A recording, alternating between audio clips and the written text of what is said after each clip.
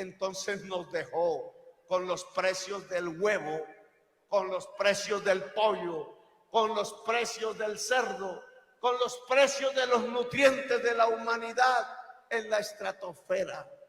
Y por eso es que hoy hay 12 millones de personas con hambre. Bueno, el gobierno del cambio tiene que comprar las cosechas de los campesinos, como antes lo hacía el IDEMA. Tiene que proteger de las importaciones la producción del maíz y del trigo y de la papa y de los nutrientes y del aguacate, que lo vuelvo a repetir después de 4 años de usar el pobre fruto del aguacate, que sí que nos sirvió para explicar que valía más que el petróleo. Hoy el petróleo y el carbón, paréntesis de lo que ha producido la guerra de Ucrania, que también es una guerra por el gas, la muerte de una economía fósil en medio de las bombas. Por hoy anda la cabal paisana de estas regiones.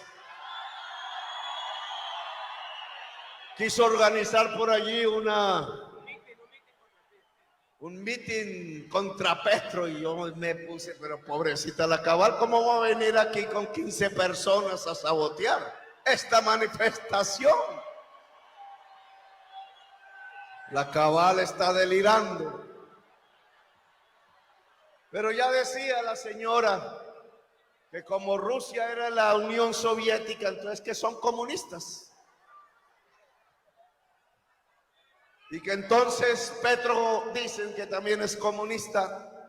Entonces Petro está aliado con Putin. Ambos comienzan por P, debe ser la mayor sospecha que existe. No han podido ni siquiera entender en qué consisten los cambios que queremos. Putin es un petrolero de los más poderosos del mundo. Rusia es la segunda potencia del petróleo después de Arabia Saudita y de lo que hoy queda de Venezuela. Putin representa una economía que es la economía fósil, igual que los Estados Unidos sigue representándola, e igual que ha sido incapaz Europa Occidental de salir de esa economía carbonizada que está a punto de extinguir la humanidad y pasar a una economía descarbonizada. Putin no tiene nada de comunista, es un capitalista petrolero, igual que la señora Cabal es una capitalista azucarera. Ahí sí no me atrevo a decir que hace más daño, si el petróleo o el azúcar, pero voy a decirlo con franqueza, en honor a la señora Cabal, que quería sabotear esta manifestación.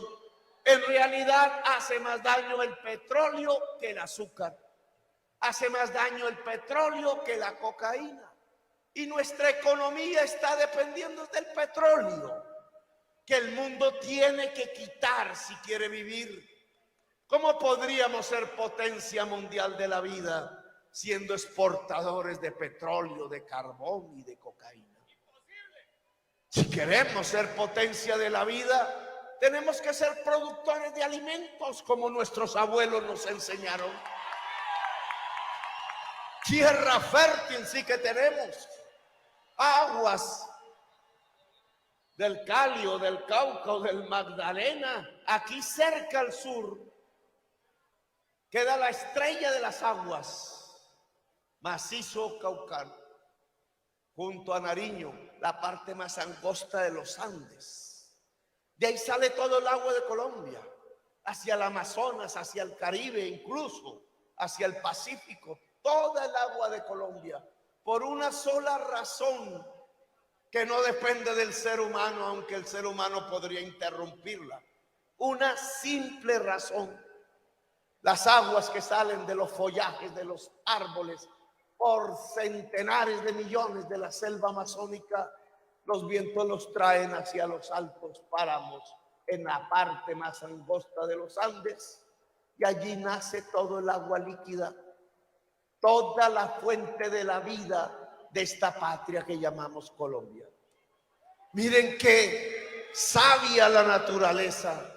y qué débil al mismo tiempo, porque si se quema la selva, si utilizamos la selva para cuadricularla a través de títulos mineros, y como ha hecho Duque y Uribe y Santos, y disculpen que mencione la palabra de él, se la entregan a los mineros para sacar petróleo y carbón, las grandes multinacionales.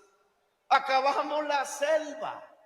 Y si en el páramo allí mismo entregan el territorio a explorar debajo del subsuelo, acabamos el páramo. Y miren qué economía tan sabia e inteligente la que diseñan en las oficinas del Ministerio de Hacienda y Planeación Nacional y Palacio de Nariño en el centro de Bogotá.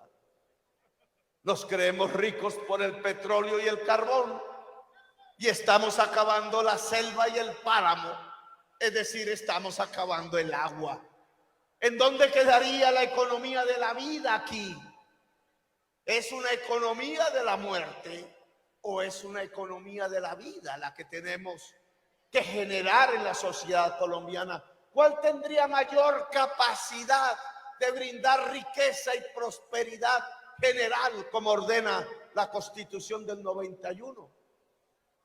Recibir 65.000 millones de dólares de petróleo, carbón y cocaína, año 2013, y guardarlos en las reservas internacionales para financiar importaciones de esa misma magnitud y un aumento del endeudamiento del Estado.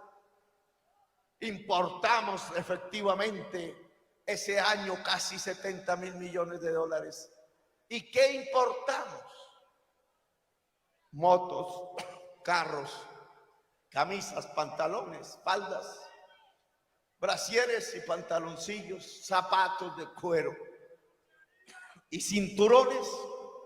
Importamos maíz y huevos y pollo y leche. Importamos hasta café del Vietnam.